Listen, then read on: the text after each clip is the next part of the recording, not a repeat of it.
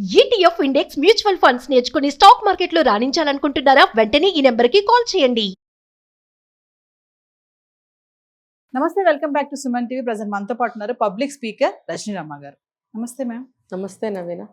Madam, సిటీస్లో చాలా మంది ఏంటంటే ముఖ్యంగా అమ్మాయిలు, అంటే అబ్బాయిలు కూడా అమ్మాయిల గురించి మాట్లాడుకుంటే అందరూ కాదు, కొంతమంది చదువు నిమిత్తమో జాబ్ కోసమో సిటీస్కి వచ్చి ఇక్కడ హాస్టల్స్లో ఉండడము, అది కూడా ఏంటంటే రెసిడెన్షియల్ ఏరియా ఉన్నటువంటి ప్లేసెస్లో కొన్ని చోట్ల మనం హాస్టల్స్ చూస్తూనే ఉన్నాం.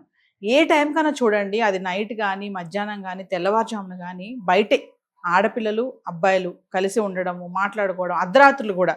దీన్ని చాలామంది ఆ రెసిడెన్షియల్ ఏరియాస్లో ఉన్నటువంటి నైబర్స్ రెస్ట్రిక్ట్ చేస్తున్నారు. ఏంటండి మాకు ఈ ఇబ్బంది, అసలు ఏ టైంలో చూసినా ఈ ఆడపిల్లలు కానీ అబ్బాయిలతో వీళ్ళు చట్టపట్టలు వేసుకుని మాట్లాడుకోవడం, అంటే తల్లిదండ్రులు గమనించరా, తల్లిదండ్రులు వీళ్ళు అడగట్లేదా, వీళ్ళు ఏం చేస్తున్నారు సిటీకి వచ్చి అని అని వాళ్ళు కూడా కొంతమంది అబ్జెక్షన్ చేస్తున్నారు. నిజంగా అమ్మాయిలు సిటీకి వచ్చి చదువుకోవడానికే వస్తున్నారా? అంటే కొంతమంది గురించి మాట్లాడుకుంటే అసలు ఏంటి, మా తల్లిదండ్రులు అక్కడ ఉండి ఇక్కడ మా పిల్లలు ఏం చేస్తున్నారనే ఒక అబ్జర్వేషన్ చేయట్లేదు అని అంటే ఏం చెప్తారు?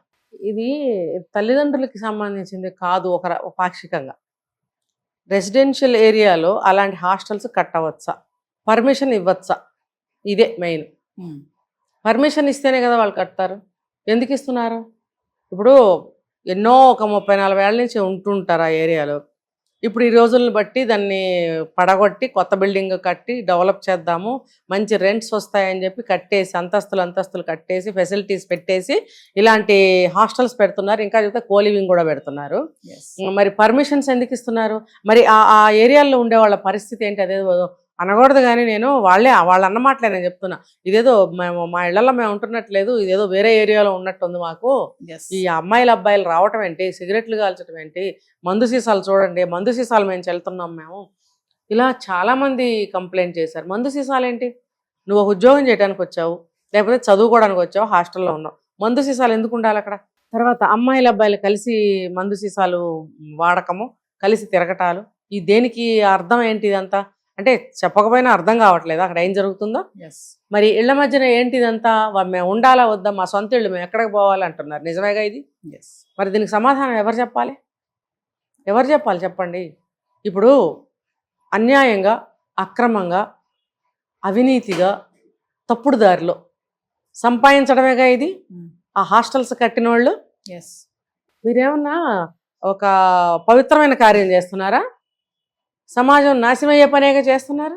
అలాంటి హాస్టల్స్ ఎందుకు కడుతున్నారు? కట్టారు పో, మీరు అమ్మాయిలతో అబ్బాయిలతో ఏదో ఒకటి పెట్టండి. ఉన్నాయిగా, గతంలో ఉండేవి, ఇప్పటికే ఉన్నాయి అక్కడక్కడ లేడీస్ హాస్టల్స్, జెంట్స్ హాస్టల్స్ ఉన్నప్పుడు వీళ్ళని అందులోకి రానియకూడదు, వాళ్ళని ఇందులోకి రానియకూడదు. ఓన్లీ జెంట్స్ అంటే జెంట్సే, లేడీస్ అంటే లేడీస్, అలా ఉండాలి. మరి ఈ ఎందుకు తిరుగుతున్నారు ఇలా? ఇంకొకటి, ఆ వీధిలో లేడీస్ హాస్టల్ ఉంటే ఇంకో జెంట్స్ హాస్టల్ ఉండటానికి వీల్లేదు. ఉండబట్టే కదా ఆ ఫ్లోటింగ్, ఆ క్రౌడ్.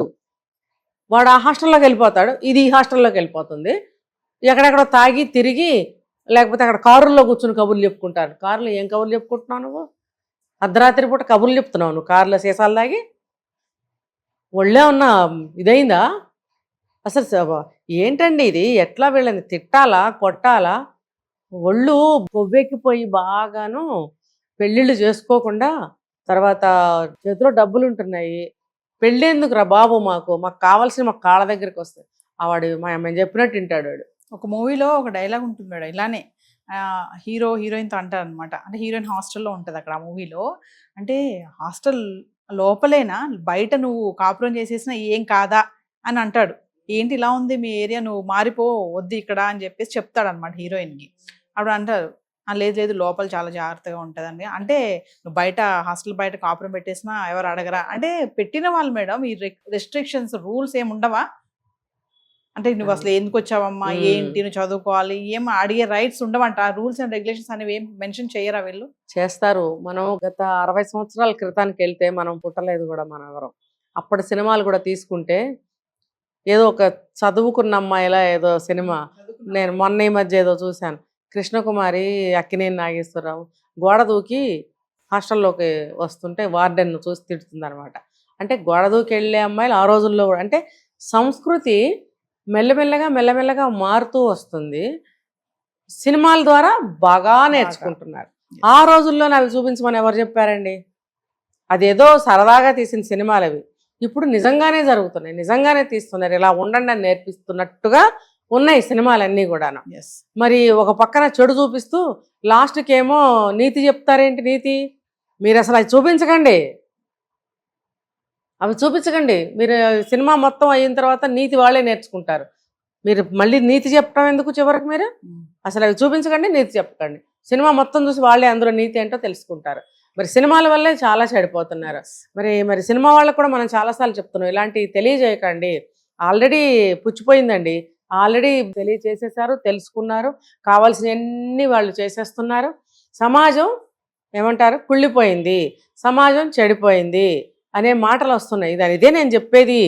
ఈ సంస్కృతి ఒక గల్లీ నుంచి, ఒక ఊరు నుంచి, ఒక రాష్ట్రం నుంచి దేశమంతా పాకిపోయి అంత కామన్గా జరుగుతున్నాయి అన్నీ కూడా. నేను అందుకనే మాట్లాడుతుంది, పర్మిషన్స్ ఎందుకు ఇవ్వాలి వీళ్ళకి? అంటే ఒక విషయం చెప్పండి మేడం, ఈ రెసిడెన్షియల్ ఏరియాస్ మధ్యలో ఈ హాస్టల్స్ ఉండడం వల్ల ఈ ఇంపాక్ట్ అనేది వీళ్ళ పిల్లల పైన కూడా పడుతుంది అనే భయం ఉంటుంది కదా? పడుతుంది కదా. యంగ్స్టర్స్ ఉన్నారు, టీనేజర్స్ పడుతుంది. తర్వాత ఆ ఇంట్లో ఉన్న వ్యక్తులు ప్రశాంతంగా తినలేరు, పడుకోలేరు. శంకరాభరణం సినిమాలో పొరపాటున రూమ్ అద్దెకిచ్చినందుకు పైన ఏం చేశారు వాళ్ళు? గంతులు, కేకలు, అల్లరి అల్లరి. వీళ్ళు ఉండగలిగారా కింద? ఆ శంకర శాస్త్రి గారు వాళ్ళు అంతే. ఆ వీధిలో ఉన్నా సరే ఇళ్లలో ముద్ద తినలేరు, పడుకోలేరు. కనీసం మనం టీవీ చూద్దామంటే ఆ న్యూసెన్స్లన్నీ మనకి వినపడుతూ కనపడుతూ చాలా అన్రెస్ట్ గా ఉంటుంది అనమాట. ముఖ్యంగా ఆ రోడ్డు మీద నుంచి మేము నడిచి వెళ్ళలేకపోతున్నాము, మాకేంటి దరిద్రం ఏంటి? మరి ఇదంతా దీనికి కారణము అక్కడ హాస్టల్స్ లో ఉండేవాళ్ళు కాదు, ఇటు పేరెంట్స్ కాదు, పర్మిషన్ ఇచ్చిన వాళ్ళది, కట్టిన వాడిది. హాస్టల్ ఉంది అంటే మాకు ఒక షెల్టర్ కావాలి కాబట్టి వెళ్తాం. మీరు లేడీస్ హాస్టల్సే పెట్టండి, జెంట్స్ హాస్టల్స్ వేరే చోట పెట్టండి. రెండూ కలిపి పక్క పక్క అదే వీధిలో ఒక 4 లేడీస్ 4 జెంట్స్ అలా కాదు పెట్టడం. ఆ వీధిలో లేడీస్ హాస్టల్ ఉందంటే జెంట్స్ హాస్టల్ ఉండకూడదు, పక్కన అక్కడ నేడవాలి. ఆ రకంగా కట్టుకునేటట్టయితే కట్టుకోండి అని పర్మిషన్స్ ఆ రకంగా ఇవ్వాలి. ఇష్టం వచ్చినట్టు పర్మిషన్స్ ఇచ్చేస్తున్నారు, ఇష్టం వచ్చినట్టు కట్టేస్తున్నారు. పొల్యూషన్, అనేక రకాలైనటువంటి పొల్యూషన్ అన్నమాట. అంటే మనకి అన్ని రకాలుగా అన్ని వైపుల నుంచి ఇండియాకి చెడ్డ పేరే వస్తుంది. Thank you.